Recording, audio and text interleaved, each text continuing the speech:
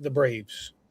The Braves very injured last year, kind of really threw the league in for a loop because they were projected to be a playoff team.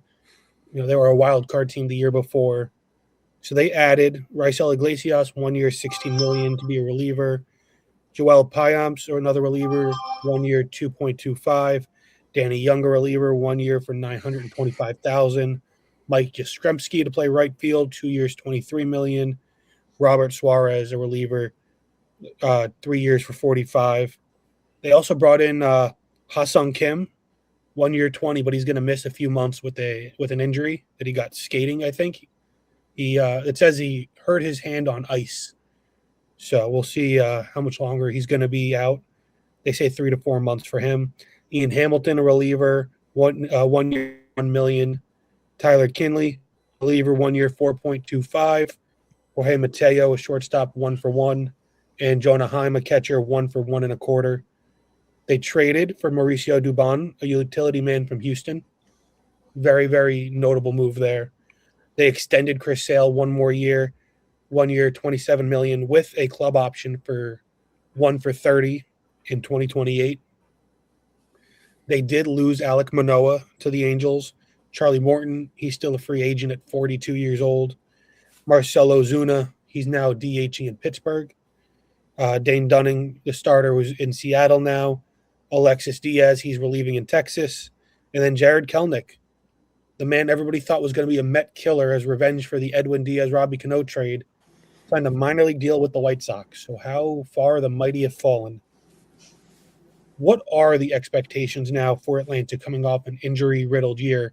Do we expect them to just hit the ground running, or could there be some readjustment period between being healthy as a team and having all the struggles they had with that? I think if you're a Braves fan, the expectation should be to get back to the team you were 2 years ago, be a playoff level team, and hope to compete for a World Series. I don't think that is an invalid expectation. I think when you look at the NL East as a whole, you could argue build-wise, this is the most complete team in the division when healthy, in terms of it's a pretty fluid lineup all throughout.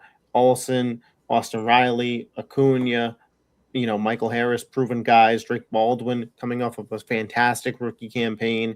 Dubon, I think, was a huge get. Yeah, Yastrzemski. Yeah, bottom of the lineup guys, so you'll see what you can get out of there.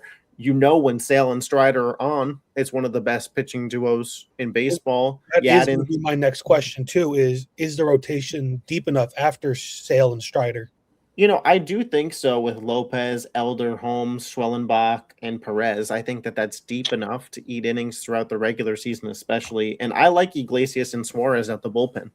Just Schwellenbach's going to start the season on the IL, though, so he's going to miss a couple of months. But when he's back, I mean, they have a really solid rotation, good depth all around. Out of the bullpen with Suarez, you're going to have a healthy Acuna for a whole year, Matt Olson. And I think Strider should start getting back into the swing of things now, too.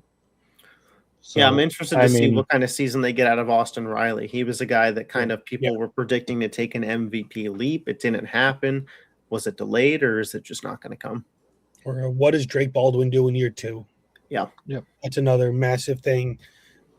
I'm really intrigued by this team. I just don't know what to make of it because you had so many pieces hurt last year where there might be some growing pains between guys coming back from injury and reestablishing themselves versus guys that kind of had that job and how well they're going to gel together over 162.